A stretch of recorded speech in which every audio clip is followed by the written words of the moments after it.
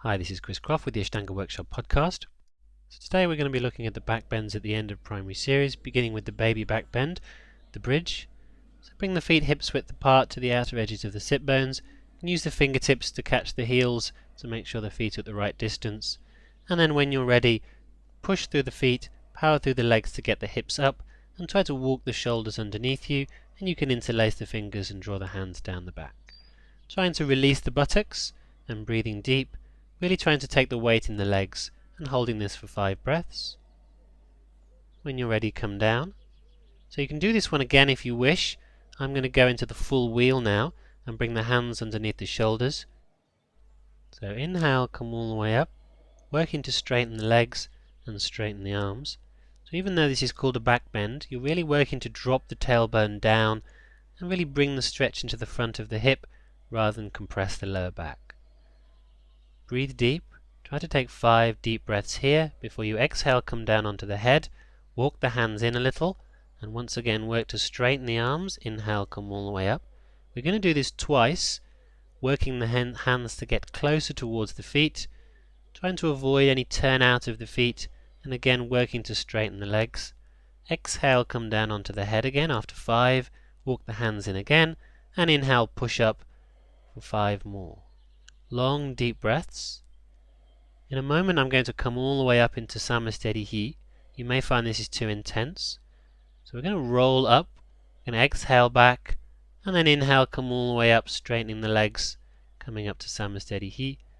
Check the feet. So you may find that the feet have turned out into a Charlie Chaplin position there.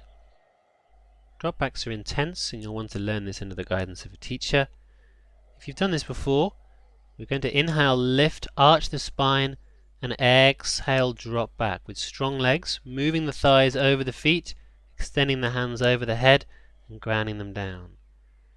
And we're going to go up and down here a number of times, so I'll talk you through them gradually.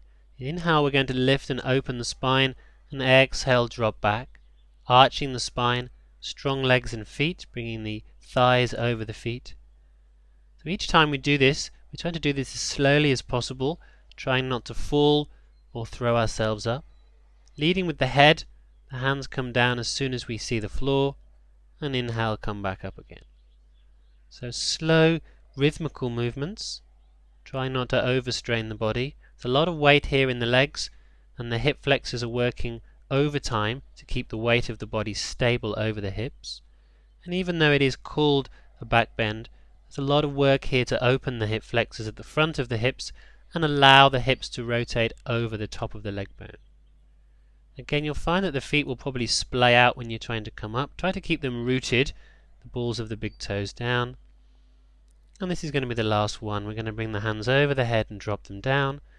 And then if you can, walk the hands towards the feet, and we're going to try to touch the ankles. So again, this is really quite an intense back bend. So do the best that you can. It's pretty weird when you can see the floor from that perspective, and the first time you see the heels, it might freak you out a little bit. So again, if you can here, I'm trying to take the ankles, and then when you're ready, walk the hands back to the Urdhva Dhanurasana position, ready to come up. Inhale, come up back to Samasthiti. Just settling in Samasthiti for a moment. So you can do anywhere between 5 and 10 dropbacks in your own home practice. I did 6 there.